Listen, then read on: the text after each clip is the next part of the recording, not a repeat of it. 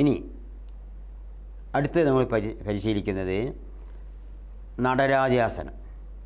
പേരുകൊണ്ട് തന്നെ നടരാജ്, അതായത് നടരാജ് എന്നാണ് നമുക്കറിയാമല്ലോ. നടരാജാസനം ആ ഭംഗിയുള്ള ഒരു പോസാണ്, ഒരു നൃത്തത്തിൻ്റെ രൂപത്തിലേക്ക് തോന്നുന്ന ഒരു ആസനം കൂടിയാണ്. ആരംഭിക്കുക. നടരാജാസനം.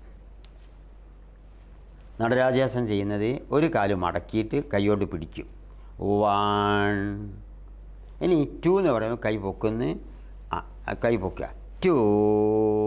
തല താഴ്ത്തി കൊണ്ടുവരിക. ഇനി കാല് മടക്കി പിടിച്ച കാല് കിട്ടാതോളം വലിഞ്ഞിരിക്കും. ഈ പോസിൽ കുറച്ച് നേരം നിർത്തുക. ഇവിടുന്ന് ശ്വാസം എടുക്കുക, വിടുകയും ചെയ്യുക. അതിന് സാവധാനം 3 കാലുയർത്തി അവിടെ തന്നെ 4 താഴ്ത്തുക. ഇതിൻ്റെ പേര് പറയുക നടരാജാസനം. ഇത് ഒരു ബാലൻസിങ് പോസ്റ്ററാണ്. നമുക്ക് ശരീരത്തിന് ഒരു ബാലൻസ് ചെയ്യിക്കാൻ പറ്റുന്ന, എന്നിട്ട് അല്പനേരം അവിടെ നിർത്തുമ്പോൾ ഒരു പ്രത്യേകത കോൺസെൻട്രേഷൻ, ഏകാഗ്രത വർദ്ധിപ്പിക്കാൻ പറ്റുന്ന ഒരു ആസനം കൂടിയാണ്. കാരണം നട്ടെല്ലിന് നല്ല വലിച്ചിൽ കിട്ടും, കാലിന് നല്ല വലിച്ചിൽ കിട്ടും, കാലിൻ്റെ പേശികൾക്ക് നല്ല ബലം വരും, ശരീരത്തിന് മൊത്തത്തിൽ അതായത് നമ്മൾ ബാലൻസ് ചെയ്യിക്കാൻ പറ്റുന്ന ഒരു ആസനമാണ്. ഇത് മറുഭാഗവും ചെയ്യുക അതേപോലെ തന്നെ. അപ്പോൾ മറുഭാഗം കാല് മടക്കി പിടിക്കുന്നു.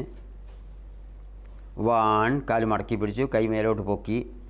അവിടുന്ന് ശ്വാസം വിട്ടുകൊണ്ട് സാവധാനം മടക്കി പിടിച്ച കാല് വലിഞ്ഞിരിക്കും.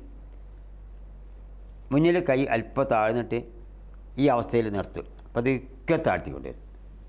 ഇതിൻ്റെ പേര് പറയുക നടരാജാസനം.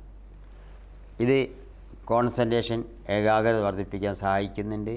ശരീരത്തിൻ്റെ ബാലൻസിങ് കറക്റ്റാക്കാൻ സഹായിക്കുന്നുണ്ട്. അല്പം പ്രയാസമുള്ള ഒരു ആസനമാണ് ഇത്. ഒരുപക്ഷെ പ്രായമൊക്കെ ഉള്ളവർക്ക് ചെയ്യാൻ പ്രയാസമാണ്. ഇത് കുട്ടികൾക്കാണ് ഏറ്റവും യുക്തമായി തീർന്നത്. പ്രായമുള്ളവർക്ക് ഈ ബാലൻസിൽ വരാൻ പ്രയാസമാണ്. ചെറിയ പ്രായം മുതൽക്ക് ചെയ്യുന്ന ഒരാൾക്കാണെങ്കിൽ പ്രായം ആയാലും ഈ ആസനം പരിശീലിക്കുക.